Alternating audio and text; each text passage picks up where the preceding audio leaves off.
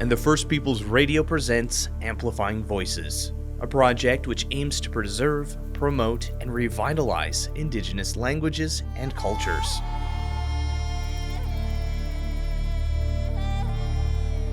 Robert Maytwayashing is Anishinaabe, raised in his people on the Lake Manitoba First Nation in Manitoba's Interlake region. Robert is also a pipe carrier and a sweat lodge keeper. Robert sings a song from pre-contact, a song of prophecy. Robert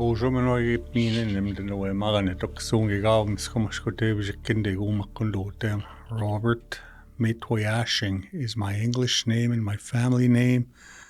My traditional name is Strong Standing Red Buffalo. I'm of the Bear Clan. I've been asked again by you Multicultural to come and do some sharing and teachings, etc. So for this next episode, I'm going to share a song that we know is pre-contact old. I've been given the honor of sharing this song by our Minodewan Lodge relatives. And I feel that the message of the song is important enough that I can use this venue to spread the word, so to speak. The song is known as the Prophecy Song. It's a song that came to our people pre-contact. We're not exactly sure how old the song is, but we know for a fact it's over 500 years old. And the message in it is relevant, even more so today than it was then. So I'm going to get right into the song. I'm going to share the song, and then I will translate the song and the meaning behind it.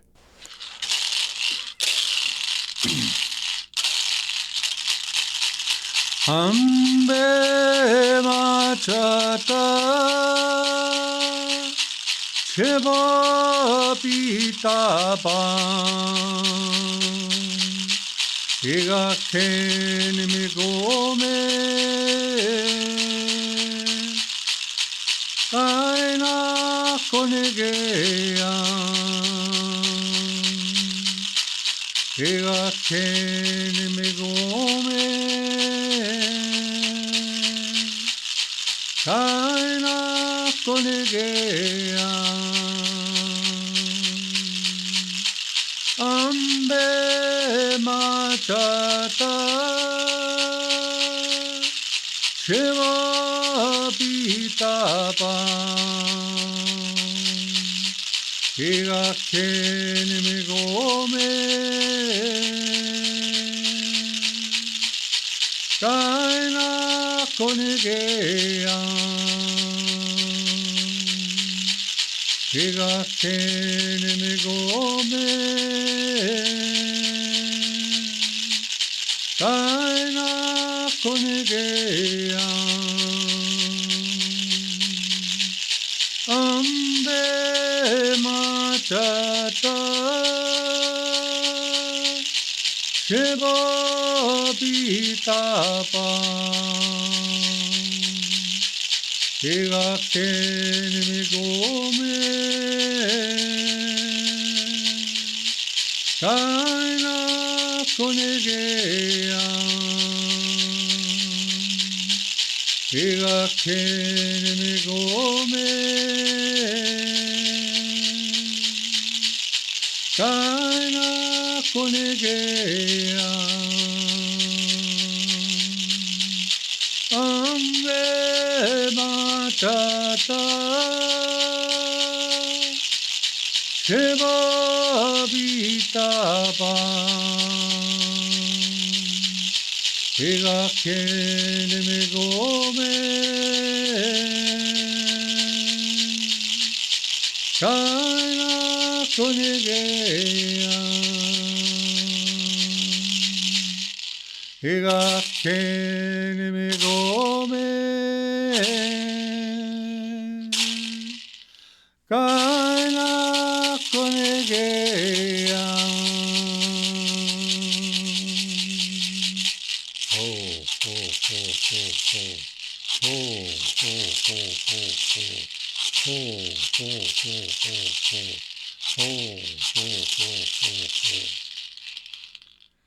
What the words in that song are saying is, Ambe machata, come, let's gather to leave this place. Jibobi Dabang, before that first ray of light shows itself in that eastern doorway as that sun rises and gives us a chance at another day. Igakinimigomen, they will know, they I guess being the new peoples that would eventually make it to our homelands and kind of impose their ways upon us and our lands. Inakonigeyang, that we had opened up our sacred bundles, lifted our pipes, and offered our prayers in a way that we have been doing since time immemorial.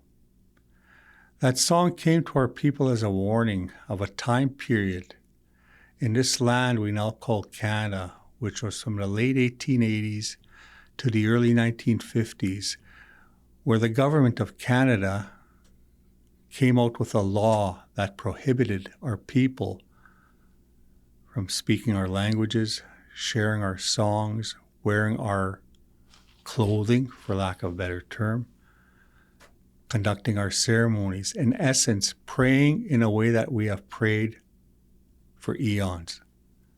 There was a law passed that if our people were caught doing that, practicing that, we could be fined, imprisoned, or both, or at times simply just shot. For what? For simply maintaining our relationship with Creator and all of creation in a way that sustained us for thousands upon thousands of years. But for our people, it was outlawed. Most Canadians, or people that call themselves Canadians, aren't aware of that history. That's part of the colonial history of this land we now call Canada. So because of that warning through that song that came to our people, our elders had the foresight to take our ceremonies underground, which is why to this day, if you come across and have the privilege of learning from an elder that remembers those days, chances are that elder is still conducting their ceremonies in the deepest parts of the woods or out on islands in the middle of lakes, because they remember those days of persecution.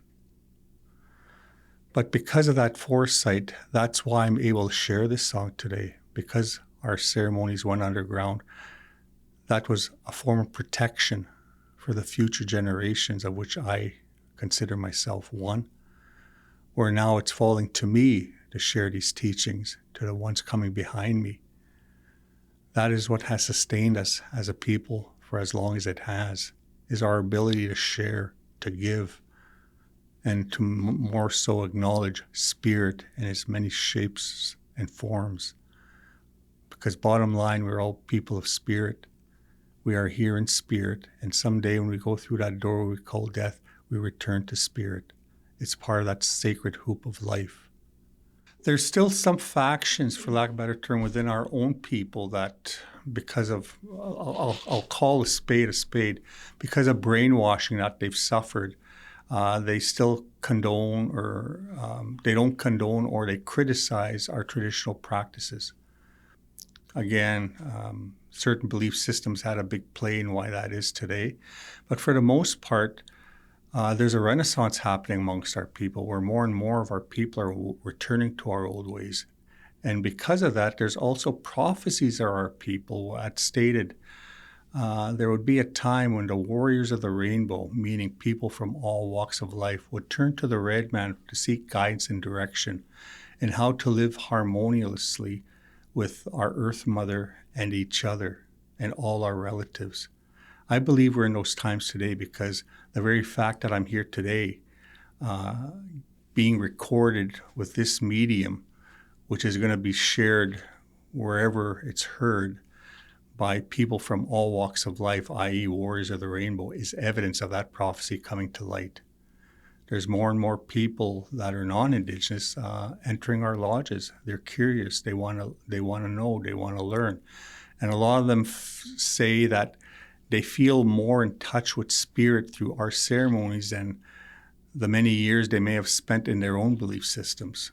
There's a hunger out there from people from all walks of life. Most Canadians in general have never even stepped foot on a reserve. And if you're truly wanting to learn about who we are, well, you have to come into our backyard, you have to come into our lodges, you have to participate in our ceremonies. And there was a time when that wasn't readily or freely shared. And again, because of that song that I just shared, our people had to go into hiding. So they held their cards close to their chest, so to speak, when it came to our ways. But again, now with respect to the fulfilling of those prophecies of people from all walks of life, i.e. the Warriors of the Rainbow, our lodges are open to whoever and anybody that wants to participate. But again, the emphasis is we are the ones leading. We are the ones conducting. You are there as our guests. And like you would do in any other person's home, you act according to what and how they do things within their own home, within their own nations, etc. And that's all we ask, is to have that respect.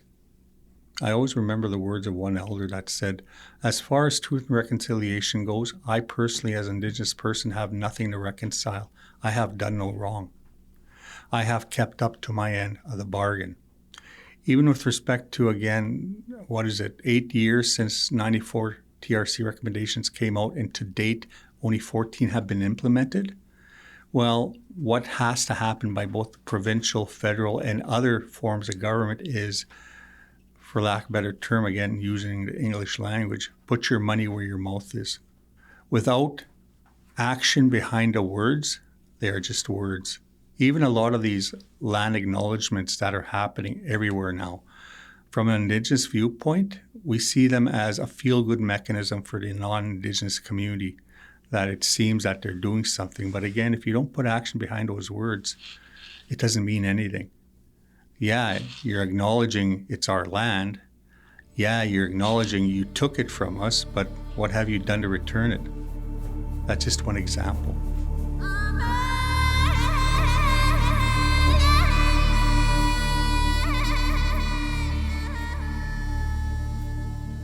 Amplifying Voices was developed in collaboration with over 60 Indigenous language keepers, experts, broadcasters, and academics, and is guided by an Indigenous advisory group comprising broadcasters, language experts, elders, and authors.